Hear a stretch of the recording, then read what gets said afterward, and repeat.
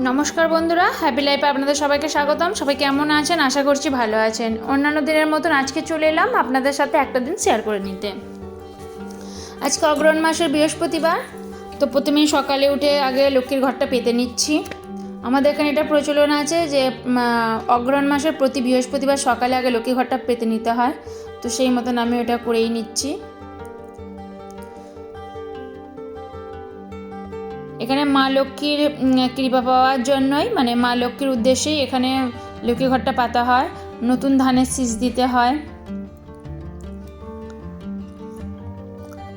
আপনাদের ওখানে কি এইসব প্রচলন আছে নাকি? আর আজকে এদিকে জাঁকিয়ে শীতটাও বসেছে।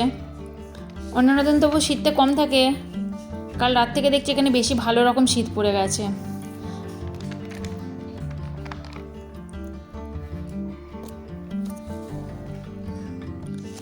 এমনিতেই সকালে উঠে আগে ঠাকুরকে পুজো দিয়ে দেওয়া হয়, তো আজকে আর একটু বেশি সকাল সকাল ওঠা হয়েছে।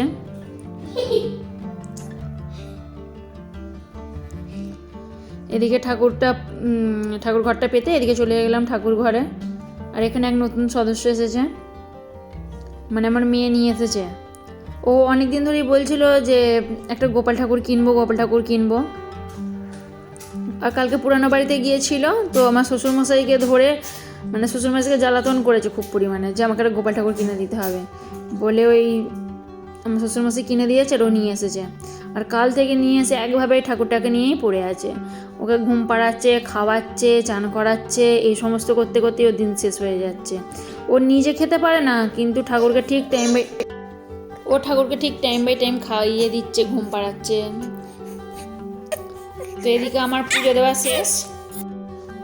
এদিকে থোবা গাঁদাগুলো ফুটেছে, দেখুন না কতটা সুন্দর হয়ে ফুটেছে। এই বেশ কিছুদিন আগে গাছগুলো বসানো হলো, আপনাদেরকে দেখিয়েছিলাম। আর দেখুন ফুলগুলো হয়েছে অপূর্ব, একদম দেখে যেন চোখ ফেরানোই যায় না। এইদিকে একটু রোদটা বেশি লাগে বলে এদিকের ফুলগুলো খুব সুন্দরভাবে ফুটেছে। আর এই পাশে দেখুন হলুদ গাঁদাগুলো, এগুলো একটু কম থোবা হচ্ছে। ওইগুলো থেকে এটা কিন্তু আগে কুড়িয়ে এসেছিলো, কিন্তু এটা দেখছি একটু কম ফুটে যায়। ওইগুলোতে একটু বেশি একদম দেখতে সুন্দর লাগছে, যেমন ফুটে হচ্ছেও তেমন সুন্দর হয়ে। আর এই যে দেখুন সারাটা দিন ওই গোপাল ঠাকুর নিয়ে পড়ে আছে, এখন গোপাল ঠাকুরকে চান করাচ্ছে। ও আগে চলে এসেছে চান করে এসে আগে গোপাল ঠাকুরকে চান করাতে বসেছে। খাওয়ার আগে আগে গোপালকে খাওয়াচ্ছে, ঘুমোতে যাওয়ার আগে ঘুম পাড়াতে যাচ্ছে, ওই করছে শুধু সারাদিন ধরে। গোপালের এখন কটা জামা কিনবে, কি বিছানা কিনবে, ওই সব খালি এখন ওর সারাদিন ওই নিয়ে কথাবার্তা।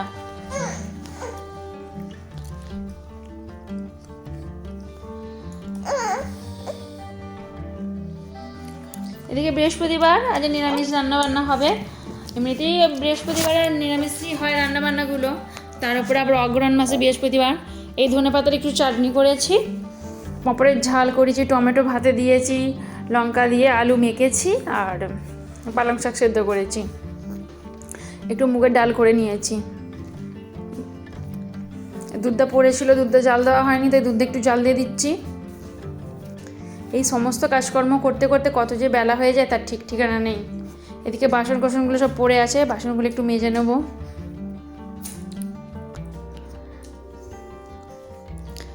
আগের দিনে আপনাদেরকে দেখিয়েছিলাম যে কাঁচের বমগুলো কিনেছি, কাঁচের বমগুলো আর দেওয়া হয়নি, মানে সার্ফ দেওয়া হয়নি, একটু ভালো করে ধোয়া হয়নি, তাই রেখেই দিয়েছিলাম, ইউজ করা হয়নি। কালকে রাতে সব পরিষ্কার করেছিলাম। এগুলো জল ঝরে গেছে, একবার রোদে দিয়ে রাখবো, কারণ যতই শুকনো হোক না কেন একবার রোদে না দিয়ে রাখলে ঠিক হয় না।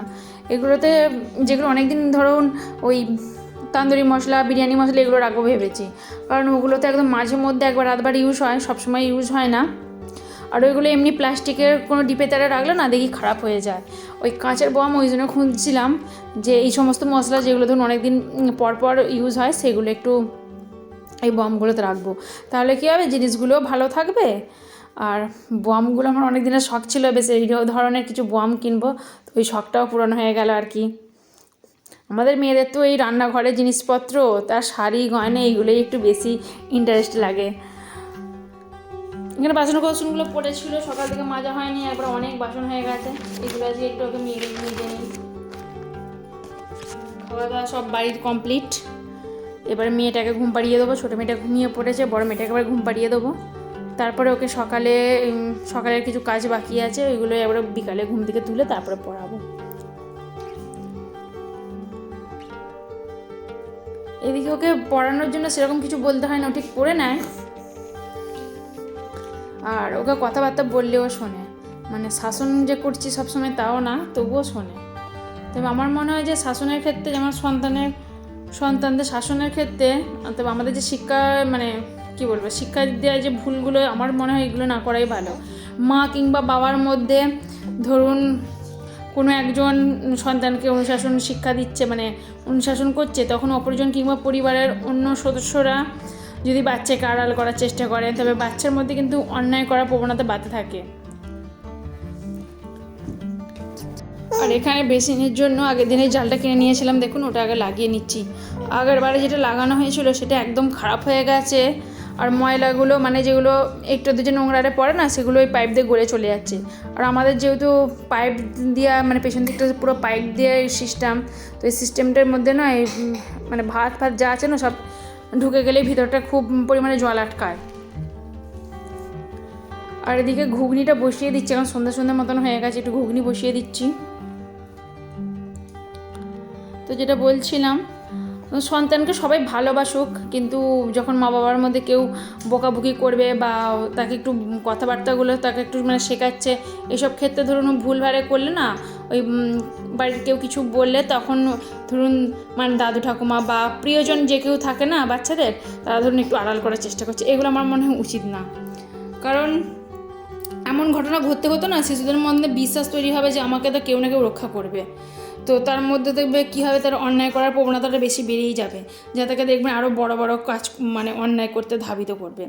তাই নিজে সাবধান হন এবং পরিবারের সদস্যদেরকেও বলুন যে দেখুন, অবশ্যই ভালোবাসুন, কিন্তু আমরা যখন বকাবকি করবো অবশ্যই ভালোর জন্য তো বকাবকি করছি, সব মা বাবাই সব সন্তানদেরকে ভালোবাসে।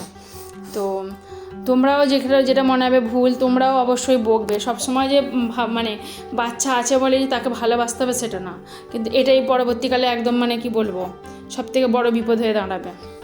এদিকে ঘুগনি করছি, মশলারে কষা হয়ে গেছে, ঘুগনিটা দিয়ে দিলাম।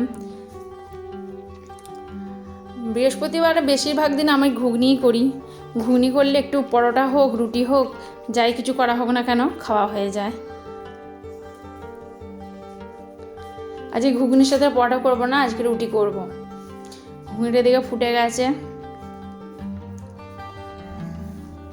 তো আমি আমার সন্তানের ক্ষেত্রে আমি সেটাই মনে করি। তবে আমার শ্বশুরবাড়ির লোকেজনেরা আর যাই হোক, মানে কি বলবো, যদি এরকম কেউ মা বাবারে বকে, কিছু বলে না, শোনে।